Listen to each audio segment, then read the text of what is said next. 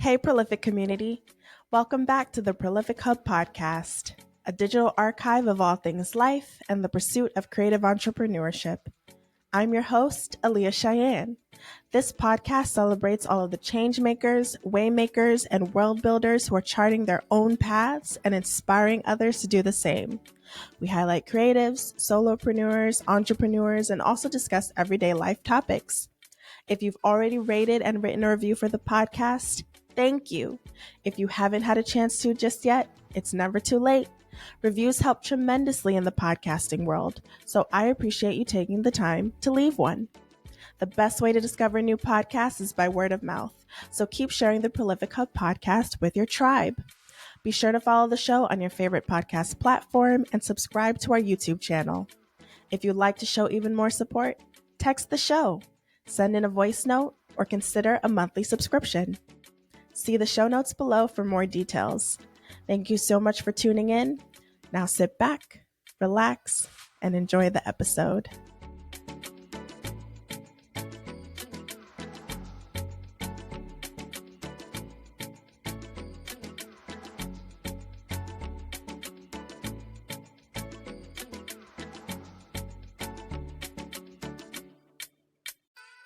Hi, friend. Welcome back to the show. I'm so excited today to be joined by Tracey Rogers. Tracey is a certified spiritual life coach. She is an astrologer. She is an author and so much more. She's an activist and beyond. And I'm just so honored to be in conversation with her. We had such a rich conversation that touched on a lot of things, entrepreneurship and businesses, activism, a lot of the world and global affairs that are happening from Palestine to Congo. We touched on astrology all throughout the episode as well. And, astrology is a very fun topic for me, as I mentioned things about it all the time. So I really enjoyed this conversation and I hope you will too. I will meet you on the other side of the episode so we can talk about it. All right. With that, let's jump in. Hi, everyone. Welcome back to the Prolific Hub podcast. I'm your host, Aaliyah Cheyenne, and I'm so excited today to be joined by Tracey L. Rogers. Hi, Tracey. Hi, Aaliyah. Yeah. I'm like super excited about this episode. As everyone knows who's listening, this podcast really centers creatives. It centers entrepreneurs, solopreneurs, just people who are charting their own paths and doing what they want to do in the world, following their purpose and like leading the charge on that front. And I'm just so grateful and honored to connect with guests who are doing that. And I'm so grateful to have Tracey on the show. I know of Tracey's work through a former guest of the show, a friend and a mentor, Ashante Renee. During, the height of the pandemic and lockdown, Ashante had put together an event through Susu House, a virtual event where Tracey came in and just shared more about astrology to attendees of that event. And, we got to ask questions and learn more. And that was my first introduction to Tracey. And last year, I had a one-on-one reading with her, an attraction factor reading, and an annual forecast reading, which was just spot on and great. So I'm just so excited to reconnect with Tracey. Tracey is phenomenal and is an entrepreneur and is a generational astrologer, and I'm so excited. But that's how I know of Tracey and Tracey's work. But Tracey, I would love for you to share with the audience more about you and, just who you are in the world today. Yeah, well, thank you for inviting me to be a guest. I am really excited to have this conversation with you and just grateful for the opportunity overall. My name is Tracey, and I am a consulting astrologer. I'm a certified life coach. I'm an activist. I'm a daughter. I'm a sister. I'm an auntie. I'm a friend. And I have been doing this work directly and indirectly pretty much all of my life. I've been into astrology since I was a kid, which we'll get into talking about how that runs in my family. Never intended to do this professionally, but the stars clearly were aligned.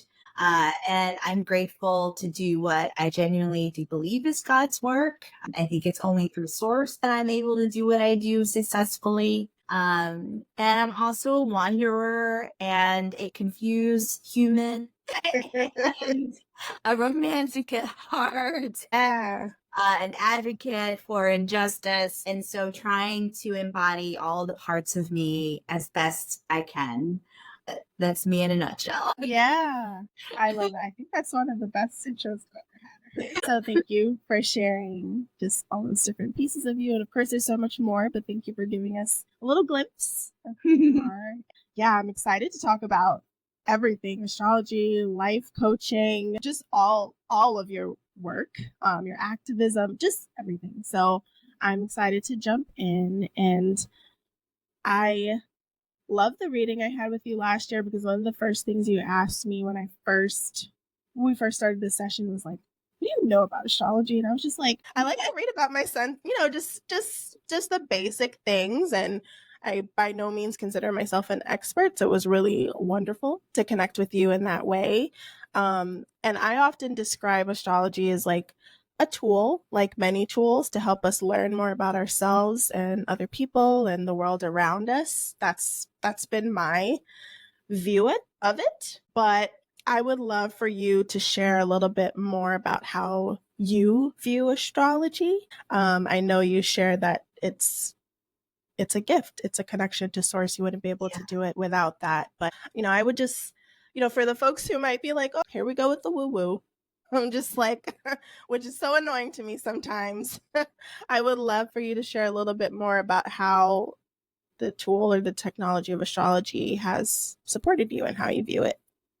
Yeah. Well, I always describe astrology as the practice of looking at planet alignments in the sky to interpret how our lives are affected below.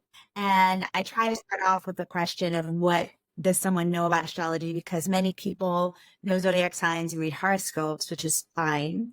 Yeah. But a lot of folks don't know that when you're born, all of the planets are in different zodiac signs, and each planet means something specific to your personality. And what I do is literally look at the stars and planets above to interpret who someone is or how, their life might be unfolding in the coming 6 months or the coming 12 months. Yeah. So, I mean, that's a pretty straightforward description of what I do and what astrology is. But for me, I see astrology as a language. And it's a language that is ancient, right? Like astrology has been something that has been practiced for centuries, for millennia. And it's a language that captures the essence of who we are in ways that, one, lead to greater awareness and radical self-acceptance, and two, gives form and foundation to the aspects of our personality, our purpose in life, our future, our destiny, without any kind of like stigma attached to it. And that's what I love about astrology. I look at charts all day long, and I've never seen one that is the same as the other, because we're each lord with a unique astrological birth chart. When I'm giving readings to folks, I don't know anything about them. I don't know their ethnicity, their background. I don't know their life's history or what their future holds for them in terms of what they hope to achieve. And so I go into every reading with no assumptions and no biases about anything. And I love that part of my work because it demands compassion and empathy and openness. And in the process, I'm able to give readings that resonate with folks, that are affirming for them, that generate some level of hope for them, or at the very least, makes them feel like reassured. Okay, I am aligned with who I am, or this is why I have these challenges, or this is why I'm feeling motivated to go in this direction. So it's a language that I think many people can benefit from, that centers their core essence, their purpose, their role in this incarnation, without any kind of like stigma or expectation or judgment or bias attached to it. Yeah, that's so great. Thank you. I just love that way of describing it as a language. I think that's really beautiful, and it makes it more, I don't know if accessible is the right word, but it makes it more tangible to people who might not feel like it's as, I don't know the right word, but I feel like it makes it more accessible and more tangible to folks who might feel like it's very theoretical. It's a way to ground it in a way that more people can understand. So I think that's really great. And there's so much that you said in that, but part of what you mentioned was looking at someone's chart or even your own chart as a way to let go of judgment, but to just kind of understand different things that might be happening within a 6-month period or 12-month period, or just how someone started, like how they were born into this world and how that shows up for them in their chart. So I would love to know for you, if personally, if there were any sort of indicators or maybe placements in your chart that kind of helped you come into your purpose at all. If maybe you felt a way and then maybe you dove into your chart later and astrology confirmed it, or maybe prior to that, maybe you were looking for direction and astrology kind of helped you to see what you were meant to do in this world, and just something that connected astrology with how you show up in your businesses. I would love to know. Yeah. So there are two things that I can think of in my chart that, pretty much speak to me entering into this line of work. One involves the planet Uranus. The second involves the North Node. And to kind of break things down astrologically, the planet Uranus in astrology is connected to innovation and evolution and change and kind of shaking up the status quo, thinking outside of the box. Yeah. And I was born with Uranus in the area of my chart that has to do with what we know as it relates to the people we interact with, our immediate environment and surroundings, our knowledge, our education. And Uranus was moving through the sign of Scorpio in this area of my chart, which Scorpio is a sign connected to depth and death and rebirth and transformation and growth and regeneration. So when you put Uranus in the sign of Scorpio, generally speaking, and this is a generational placement, and that people born within my time frame will have the same placement of Uranus and Scorpio. But not everybody has Uranus and Scorpio in this area of the chart that I have. And so when you put Uranus in the sign of Scorpio, it just describes the impact that someone has or generations have on bringing about change and growth and transformation in ways that are controversial, untraditional, unconventional, non-conforming. That's that Uranus influence. And so I think that placement in my chart and additional aspects that placement makes to other placements in my chart really kind of speaks to a desire for greater knowledge and wisdom beyond the traditional forms of how we receive knowledge and wisdom. So it's like learning in a classroom setting isn't enough for me. Exploring the world is definitely going to open my mind and enhance my awareness. But astrology just allows for greater profundity. It just allows you to go a little bit deeper beneath the surface of things. So that's definitely one particular placement I think that speaks to the work that I find myself doing now. And then the North Node, just as the planet Earth has a South Pole and a North Pole, the moon has a North Node and a South Node. And the South Node in astrology represents our past, the aspects of previous lives that, we may be bringing into this particular life. Whereas the North Node in astrology represents our destiny, where we're going in this particular incarnation. And I was born with the North Node of the moon in Leo, right next to my sun in Leo.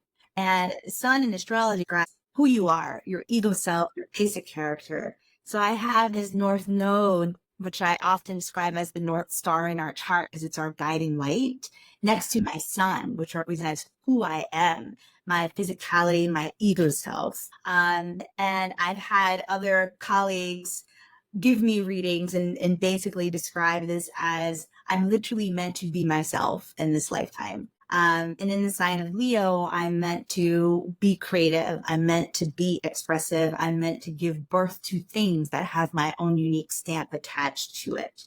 Yeah. I got my North Node and my Sun in the area of my chart that has to do with the public and networking and groups and association. And so I would say that those are probably the two main aspects of my chart that really kind of speak to how I have found myself on this path, and why I'm able to show up in the work that I do in a way that is so genuine and authentic. Everything from, my family and lineage and ancestry to, how I have grown and matured and evolved personally on my own. So those are probably, I could go on and on, but those are probably Yeah. the things that stand out for sure. Yeah, I love that response. Thank you for sharing that. I feel personally also that astrology has been a bit of a tool for me as well to better understand myself and how I want to show up professionally, and thinking about my North Node too, and like Yeah. different placements. It sometimes it helps to make things that have been unclear in the past clear. Or in a way, I found it affirming about things I've already felt in terms of the line of work that I want to do. So I love that. Thank you for sharing that. There's like some sayings that go around sometimes where I don't know who coined it or where it came from, where people are like, oh, millionaires may not have astrology, but billionaires do. Yeah. Or, we've heard stories about some past presidents who have had astrologers. Yeah. They very, Like yeah, actually use astrology to help Ronald Reagan decide like when people yes. give speeches and make announcements on new policies and stuff like that. Yeah. Yeah, it's so interesting to me. And I saw like a little clip that went viral on TikTok with Dua Lipa, who's a singer, and she was on a podcast, and they were asking her, like, you're very into astrology, like, do you use it to kind of like make all of your decisions, like something like that along those lines. And she was like, well, let me put it to you this way, I don't have a therapist, I have an astrologer. And it was just like, while I don't necessarily use it as a tool to like direct each and every step, I do think it's a good supportive tool or like Yeah. collaborative tool to like Mhm. help you with that stuff. So I always think it's interesting how different people interact with it and use it, and like all of the examples that we see either in Yeah. pop culture or historically. I always find that interesting. Yeah. It is really fascinating. I think it just speaks to how astrology goes through these like waves of resurgence, right? Because, one minute astrology is bad and it's the devil's work and, it's predictive and hogwash and it's not real. And then the next minute you've got, big time singer songwriters saying that, they don't go to a therapist, they see an astrologer. Yeah. So I think it just I think it speaks to both the mystery around astrology and the simultaneous resonance of astrology, which I find that fascinating as well. Yeah, it's always so interesting to me. Yeah. Yeah. Yeah, so I would love to talk a little bit more about your activism, because you are an activist, and I've seen some aspects of that even in you speaking out online about certain issues that are happening globally, which is very important, and offering a lens and a perspective that's necessary and needed when it comes to raising awareness about particular issues, but also approaching them with, I don't know the best way to describe it, but I've seen a video of yours before talking about an issue where just your lens was just above a lot of the noise that we hear on certain topics, and it Mhm. provided a lot of clarity and perspective, and it even forced me to think about something differently. So Mhm. I would love to know a little bit more about your journey with activism, like how you came to be an activist, what that looks like for you now. If you could share a little bit more. Yeah. So I think my activism began in college. I did my bachelor's in political science, and when I finished college, I traveled quite a bit around the country working on different political campaigns, and I did so as an organizer. So it demanded that I embed myself in the communities of the representatives I was working for. And that's when I just started to become more aware of, I like to refer to it as the people's issues, right? Like the common folk, like you or I, and what we're really thinking about on a day-to-day basis, and what's happening in our community, what's happening in our neighborhood, what's happening in our environment. And it's actually what I appreciate the most about my work in politics, because I hate politics now.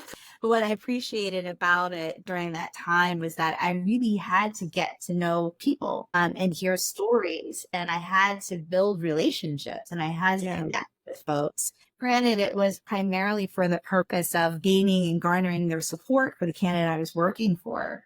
But something else happened, which was just a pure kind of compassion and awareness and empathy, for folks from communities that don't look like mine, people who don't Yeah. look like me.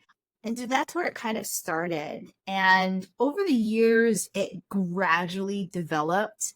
I feel like I've had like so many different career incarnations. So my second career was working in international development and international education.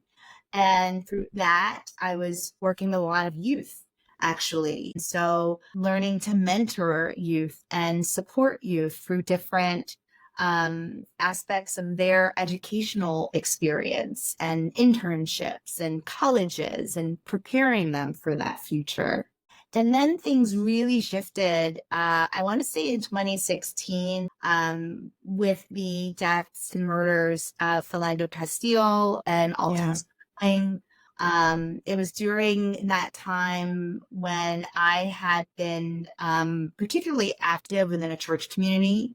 And it was also a few months before Trump was elected in 2016. And so that really kind of catapulted me into this work for Black lives, and women's empowerment.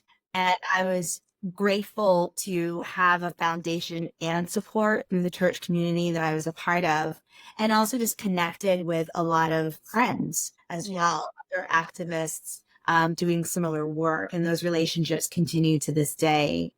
Eventually, I wound up traveling to Israel, Palestine, and that was something that was inspired, I want to say, back in 2014, because a lot of the students that I was supporting and mentoring were from Palestine. And so knowing what their experience was like living under occupation, and in this particular year, having to support and counsel them through another war that they were experiencing at the time, really kind of, shed light on what was really happening and how these students were experiencing life in Palestine under occupation. And that's what motivated me to travel to the region. Bit by bit, it's been these experiences that have kind of just fueled my activism and, generated a kind of rage, if you will. Oh, yeah. Yes. That demands expression. Uh, and I'm so grateful that I'm at a point in my life where I'm not afraid to say what needs to be said. Probably why I could never run for office, because there are videos of me saying things that, even probably disagree with or find fault with.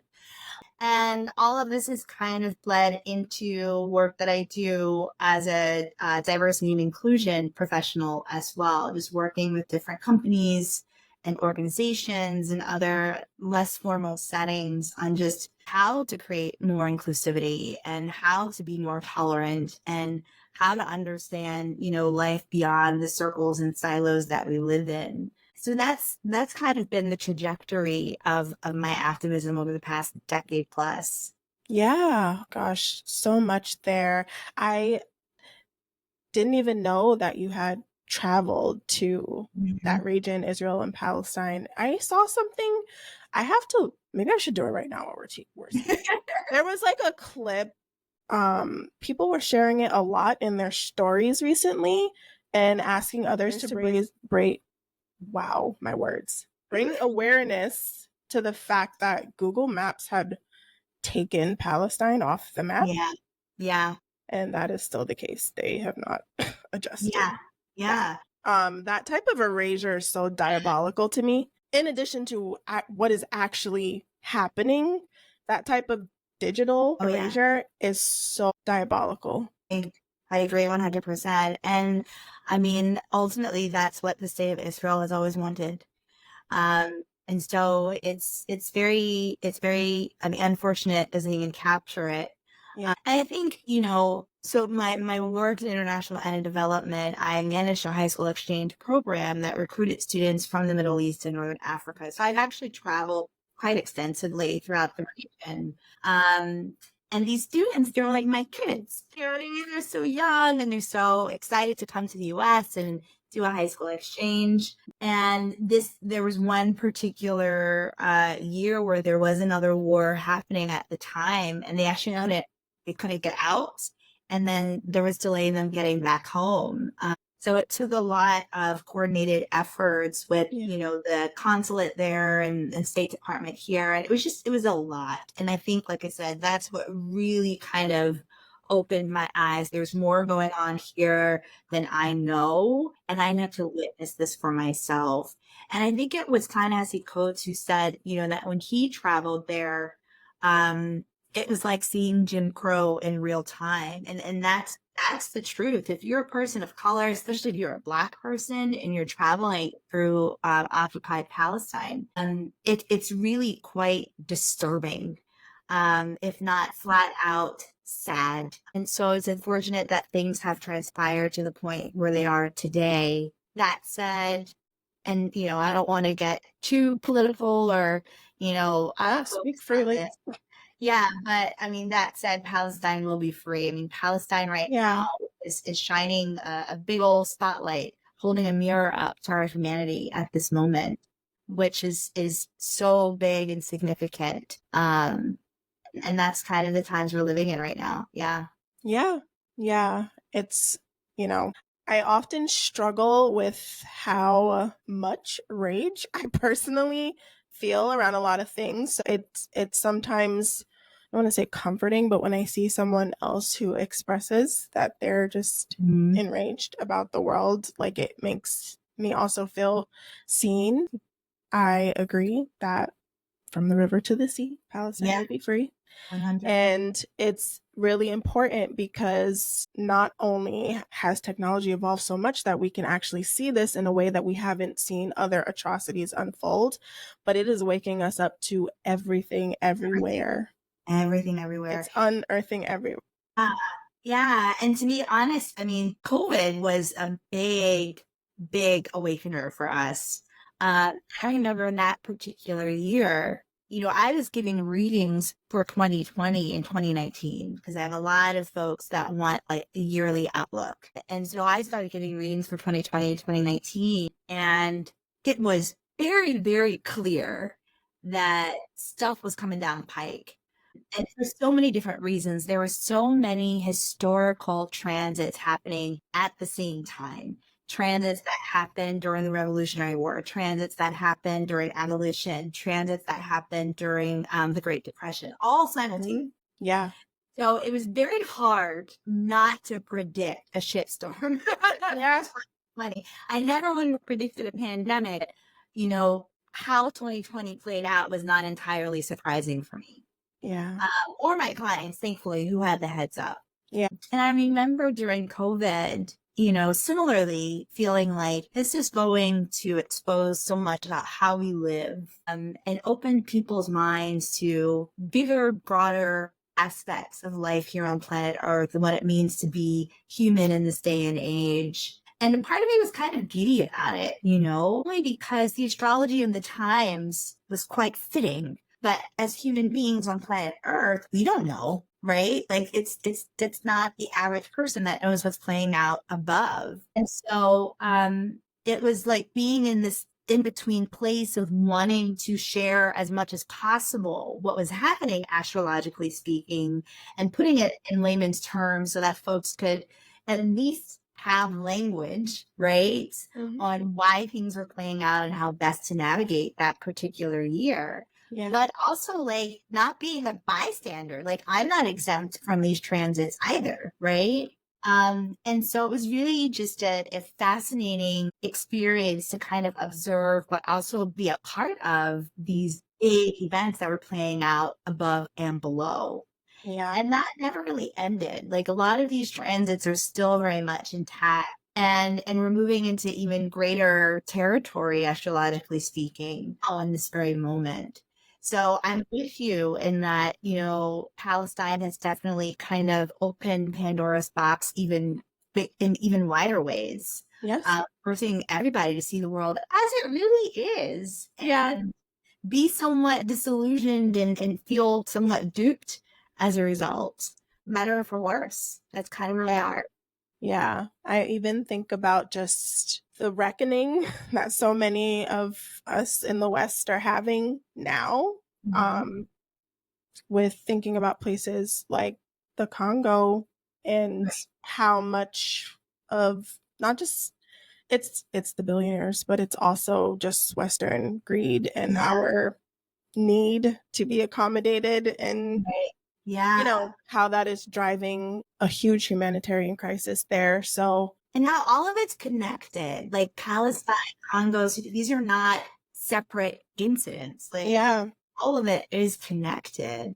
yeah, Um, and all of it speaks to what I can only describe as, the fall of imperialism, the fall of yes, these Western civilizations that, yeah, have reached their end date. And that's scary for us Westerners to think about because what does that mean for us? And yeah, but I yeah, think this is where I go back to astrology. I can't help but to believe that there is a bigger story and picture unfolding here that my tiny human little mind cannot possibly comprehend. And I remember speaking with friends about specifically like the upcoming election and what's happening, and all of the genocides happening around the world. yes, And there was such a need to find reason and what's the strategy without recognizing that there is a greater source at play here that we also have to consider. It's not up to us, in other words, to figure out what this looks like or come up with the strategy. Human beings, that's what we do is we survive, right? And it's necessary. So there's definitely, a big internal conflict that matches the external conflicts that I'm seeing around the world. yeah, All of it is for the process of each of us leveling up, I think, and ascending and stepping more fully into the roles we're meant to play that are ultimately meant to better the greater good and collective in the long run. yeah. I 1000% agree. Empire has to fall because what we got going is not sustainable. It's not sustainable. It's Not not. even for us here. So like it doesn't work. No, it doesn't. um Absolutely right. It doesn't. yeah. And yeah. Oh goodness. No, that question would lead us here. I feel like I could go on and on about this forever because there are so many things, but you also bring up something that I think about a lot because I also have a personal inner back and forth and turmoil about the things I am witnessing unfold. Like on the one hand of it, I have this like theoretical, theological, spiritual thing that tells me we are human beings. We're spiritual beings having human experiences. We are manifestations of the universe experiencing itself over and over again. That's what I like to tell myself. And that's what I see when I see beauty in the world. But when I see the horror, I Yeah. have a hard time grappling with that. And I have a hard time grappling with it and accepting it as a means to ascend. And then I have to remind myself that my tiny little human brain cannot possibly fathom or understand the workings of this vast universe. Yeah. I can't get caught in the either or. I can only do my best and be a part of the change that I want to see. And that's kind of what keeps me going and keeps me grounded in this time, like showing up in the ways that I can, because otherwise these are insane times. Yeah. Um So true. yeah. Yeah. Whew. Okay. So I would love to ask you, I would love to think that it's our humanity and like a moral compass that leads us to want to get engaged with world issues. But I'm also very curious if there are maybe like indicators in people's charts or aspects of people's charts that might show that they're more aligned with activism, or there might you know, more likely be someone who wants to be an organizer, who wants to be a leader in a certain space. Do you have any thoughts around that, or are there things we can look to in our chart that would kind of tell us more about how we might show up in activism? Yeah. Well, I think we all have aspects in our chart that reflects something we're passionate about in advocacy. Something that, you know, we might see as a grave injustice that motivates us to show up in ways that, you know, support groups or issues or, you know, marginalized communities or what have you. Yeah. Every chart is so special and unique. As our human beings, right? We're Stardust. And so we have these elements already embedded within us. Yeah. Of course, it depends on whose aspects are being triggered and cultivated to manifest in real world activities that center activism and justice, right? So that's dependent on each person's nature and transits and experiences. But I will say, you know, the signs that come to mind when I think of advocacy work and justice work are Libra, Aquarius, Pisces, and Aries. Libra, I always describe as the social justice warrior of the zodiac. The skin. Yes, it's a sign that literally values harmony and peace and truth and beauty and love. That's Libran energy. And I always tell folks, you know, Libra has come off as rather prim and proper, kind, nice, so much so that it's a sign that is way too often underestimated. Because if a Libra spots an injustice, that Libra will call it out without thinking twice. And so it is a sign that is generally predisposed to justice work. And keep in mind, as I said, when we're born, all of the planets are in different zodiac signs. All of the signs of the zodiac have some level of influence to our unique astrological birth chart. So you don't have to be a Libran sun to be predisposed to justice work. You can have your moon in Libra, you can have your ascendant Libra. I have Saturn and Jupiter in Libra in my chart. So I have Pluto in Libra in my chart as well. So Libran aspects tend to, you know, kind of motivate more activism in individuals. Aquarius, meanwhile, is a sign that I describe as very futuristic. And so it's a sign that's light years ahead of the rest of the world. And these are people that are always, knowingly or not, dreaming a new world order, whether it's through technology, whether it's through social causes, whether it's through higher learning, aligning with different groups, different affiliations. Aquarius is quite farsighted and always kind of thinking ahead of what could be. And in many ways, it's a blessing and a curse because the Aquarians typically tend to be so ahead of themselves, ahead of the times, that it can be hard to be light years ahead of the rest of the world, but live in this day and age. Oh, So 1000%. yes. So they have a special challenge, right? Of having to kind of have these ideas and brainstorm them and what to invent them and give birth to them, but also having to sit on them because the time's not right or they haven't found the right support. The Aquarians very much are the visionaries. These are the dream liberators I like to think of. Pisces is the last sign in the zodiac and represents the end of a cycle. And a lot of astrologers, I always say, believe that Pisces embodies the traits of all of the signs that precede it. And so it's a sign that has an innate understanding, for better or worse, of what it means to be a spiritual being having a human experience. Pisces is acutely aware of the struggles of mankind, the suffering that we all experience. It's why this sign is known to be extremely tolerant, extremely compassionate, extremely intuitive, forgiving, understanding, non-discriminating, because Pisces knows that everybody is hurting in some way, shape, or form. And it's a sign that really wants to help folks move beyond their pain for the purpose of really being able to tap into their purpose as spiritual beings. And then finally, Aries is a very self-assertive influence that demands courage and bravery to be who we are. A lot of people describe Aries as being selfish, I would disagree. Aries is very self-focused. It's a sign that's meant to self-actualize. Yeah. And it serves as an example, I think, for the world when it comes to what it looks like to be your most authentic self and step into who you are as an individual at this day and age and how you're supposed to contribute to the greater good.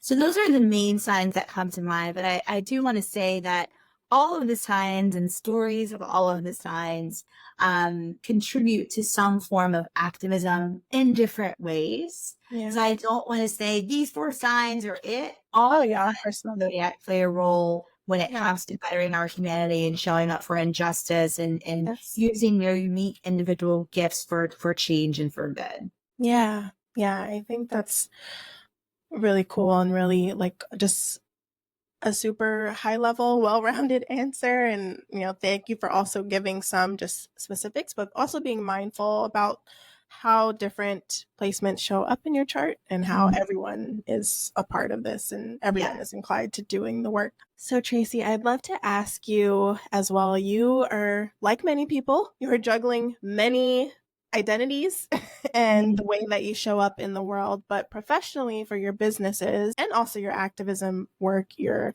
juggling astrology and life coaching and DEI work, working with students and like a number of different things. So I would love, you mentioned the word harmony before, Yeah. but I guess maybe balance or synergy. Yeah. Is maybe more the word, but I would love to know how these varying identities in your business life are showing up and kind of working in tandem together to support you in your creative work. That's always such a tough question to ask or to answer, because I remember when I was building my astrology practice more intently, like more with the purpose of doing it full time, I remember thinking to myself, how did I get here? Yeah. And how does this all make sense? I went from political science to international ed and development to astrology to DEI. Like, what is the story here? And eventually I stopped asking because the story is I'm being pulled in these various different directions. I will add that I've got a Gemini midhaven. And so the midhaven in your chart really represents the peak part of your chart, describing where you would be recognized for your gifts, for your talents, your vocation, your legacy. And Gemini is a sign that frequents multiple lanes. It's a sign that's very versatile. It's a sign that has a lot of different interests, a lot of different curiosities. So astrologically speaking, that's one answer to the question. But in terms of, how it all blends in a synergistic way, it just does. I became certified as a life coach initially to supplement the astrology readings that I was giving. And that's because I found that, I would give readings and folks would be like, okay, great, this is a lot of information. Now what? So I wanted to identify some coaching tools that would give the answer to the now what. How do you actually take all of this information and apply it to your life in real time? So that was the motivating factor there. And technically, I'm a certified spiritual life coach. Yeah.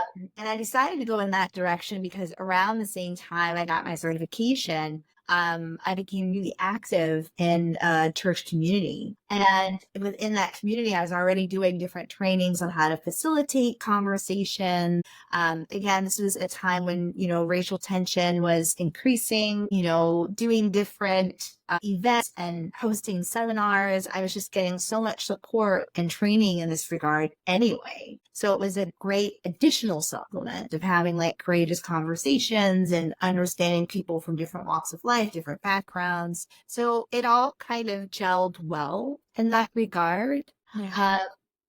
And as far as the DEI work, people within my activism circles were recommending me to lead seminars and do virtual trainings on diversity and inclusion, which I could technically do, but I didn't have formal training around it, which is why I went and got certified as a DEI professional. So I always say, the various hats that I wear under the business Tracey L. Rogers LLC has really just been a series of random and fortunate events. That's the only way I can put it.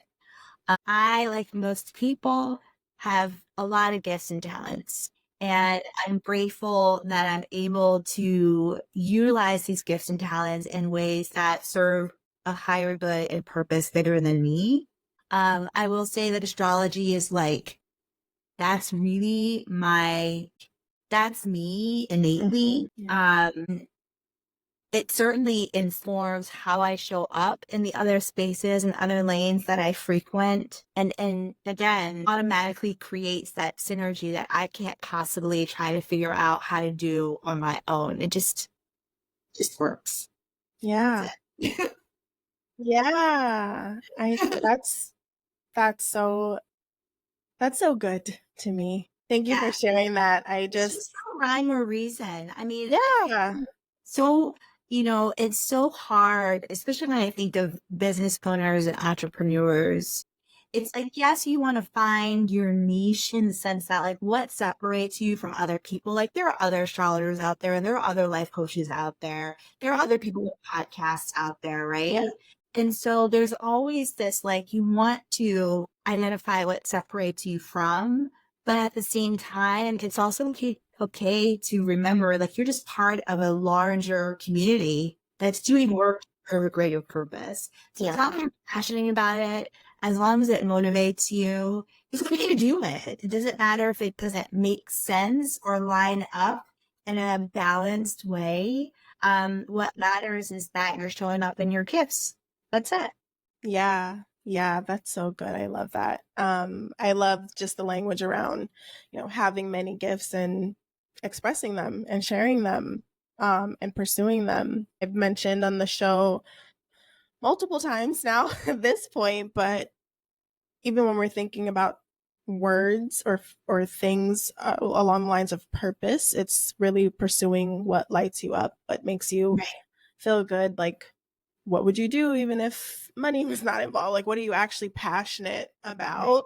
And sometimes that's more than one thing, and it's okay to explore and do that. I think part of the rigidity that we have in our society now is like everyone feels like, not everyone, but a lot of people feel like you need to find one thing and stick to it. We either don't have the time and the space and the grace to pursue everything we want to do, and sometimes it's a privilege to even be able to do that. Like, I absolutely agree with that. so yeah, I'm in a season of exploring all of my gifts and seeing Yeah. what I want to do about all of those things, and it makes sense to me. So hey. Yeah. And I also think this goes back to what we were just talking about, like the fall of these empires, the Yeah. fall of Western civilization that embeds in us as societies, as a collective, how we're supposed to live. And what you and I are both doing in terms of stepping into all of our gifts and exploring them as we are able, as we are passionate enough to do so, Yeah.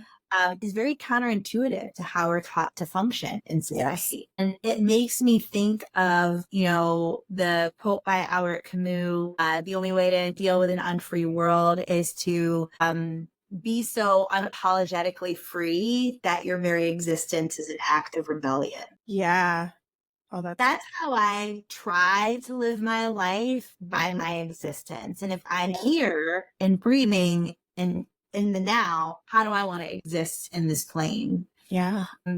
And so there is, I mean, you mentioned awakening. There is this big unlearning that's happening right now. And in the process, we're all having to reprogram how we think, how we move through the world, how we approach life in this human body as spiritual beings. Yes. And it does require a bit of releasing of the things that we thought we knew, because we're realizing what we've been told, what we thought we knew, actually either doesn't apply or it's completely false.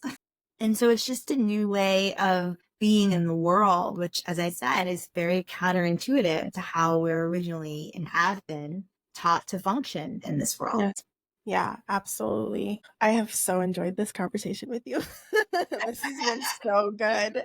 Yeah, we've covered a lot of things, but as we kind of close out our time together, I want to talk to you about what you're hopeful about. And I want to talk to you about what you're hopeful about on a few different levels. So I would love to know what you're kind of hopeful about personally, like for your businesses, Okay. or your personal life or your businesses, whichever you'd like to share. I would Mhm. love to know what you're hopeful about as a collective, which we've talked a little bit about, but we can share a little bit more about that.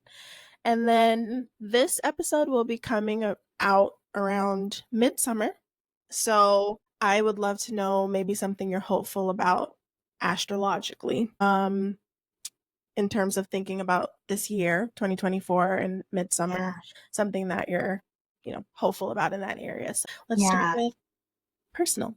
Um, so personal, I'm hopeful to start a family this year if I can. Yes. And I am hopeful for love. Um, as far as my business, I am a couple of things. I'm realizing as I am officially midlife, that it's time for me to start acting like it when it comes to my work. Okay. So I'm hopeful about launching a new website. I'm hopeful about pushing baby astrology books. I write baby astrology books. And I'm hopeful about really marketing them a little more. And really just kind of not expanding myself in a way that really sees me embodying without apology or without reservation, I should say, these gifts that I do possess. I feel like for most of my career, I've been operating just a little bit underneath the radar. So it's like you see me, you know me, but you don't see me that big, you don't know me that big. Part of that's intentional. But it does a disservice, I think, to source. When I have these gifts, I might as well really embody them and embrace them as bigly as I can. So that's something that I'm hopeful for when it comes to my business. As for the world, for the collective, Yeah. I'm hopeful, what has been giving me the most hope about all of these genocides taking place is that the world is in fact standing up and educating and protesting, Yeah. and really signaling enough. It's easy to get caught up in the handful of folks that are trying to perpetuate these evils, seeing just how little our government, for example, has done in support of Palestine, knowing Benjamin Netanyahu's endgame in Palestine. So it's easy to get caught up in this is so unfair, this is so wrong, this is awful. I mean, we're talking about genocide here. So like, yeah, it's bad. And at the same time, we see protests around the world still to this very day. And so that gives me hope for humanity and recognizing it's not just me. People are in fact also enraged and, and speaking out and protesting. Yeah. So that makes me hopeful. This is kind of, a nice segue into the final hope, astrologically speaking. The planet Pluto, which is connected to evolution and transformation, is entering the sign of Aquarius this year. And this planet's been moving in and out of the signs Capricorn and Aquarius since last year.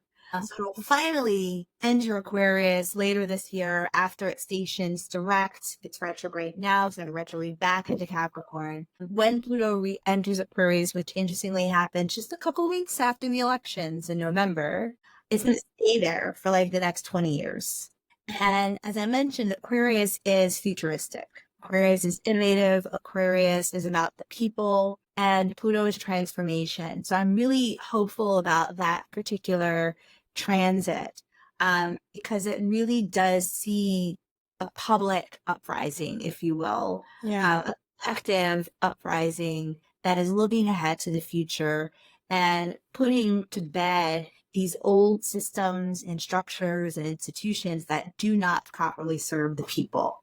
Yes. Is this going to be an easy transition? Absolutely not. And I'm here for it 150%. Yeah. So that is what I was hopeful for, astrologically speaking. Yeah. Thank you, Tracy. I am wishing you all of just the good energy and the blessings for family and for love. Thank you for sharing that vulnerably. I am wishing you all the best for your changes in your business from your website to your baby astrology books. Like, that's going to be really exciting as well. And thank you for offering a glimmer of hope around humanity right now. Your hopes for the collective, but also just what's happening astrologically and what that might mean for our lives in the years to come. And thank you for sharing that. I would love to know, before we go, if you have any last thoughts or anything that didn't get to share that you would like to share. And after that, if you could just let folks know where to find you and support your work. Yeah. Just thank you. Thank you for the invitation to be on your show and for this conversation. I always treasure these conversations because they don't happen often enough, I feel like. And it's just nice to connect with kindred spirits and talk about things of the world. So thank you. And then in terms of where to find me, probably the easiest place to find me is my website, which is my name, TraceyLRogers.com. Or babyastrologybooks.com. And it's through my websites that you'll also be able to access the different social media platforms that you can find me on as well. Amazing. And I will be sure to link all of those in the show notes as well. Thank you so much, Tracey. This has been really wonderful. Thank you, Leah. What a rich and dynamic conversation with Tracey. Tracey, thank you so much for joining me on the show and for being so open and for talking through a wide range of topics together. I loved our conversation and I appreciate you taking the time to chat with me and to chat with my listeners. For everyone who's listened to this episode, I hope that you enjoyed it. I hope that you found it valuable and informative. I hope that you found it inspiring for your own approaches to your creative journey, your solopreneurial journey, your entrepreneurial journey, your maturepreneurial journey. Yeah, if you have any thoughts about the episode, you can text the show. There is a link in the show notes below. You can hit that and send a text to the show. I won't see your full number or your name. I'll see the last 4 digits, but I'll have a chance to respond to you on the show. You can write a review. Love reviews. They help to boost the show tremendously so that other people can find it and tune in. Or you can shoot me an email at podcast@theprolifichub.com if you like to share thoughts that way, or send a voice note. I'd love to know what you thought about today's episode, what your engagement is with astrology. If you have thoughts on any of the activism conversation we had, I would love to hear that as well. Thank you so much for tuning in, and I will catch you on the next episode. Bye. Hey friend, if you made it this far, you're a rock star. Thank you so much for tuning in to this episode. The Prolific Hub podcast is hosted and produced by me, Aaliyah Cheyenne. If this episode resonated with you, please leave a 5-star rating and positive written review. Reviews help tremendously in the podcasting world, so I appreciate you taking the time to leave one. Be sure to share this episode with a friend and follow the show wherever you get your podcasts. Follow the Prolific Hub pod on your favorite social media platforms to stay connected. Consider supporting the show with a monthly subscription or send us your thoughts on this episode via text or voice note. Find all of the juicy details in the show notes below. Catch you on the next episode.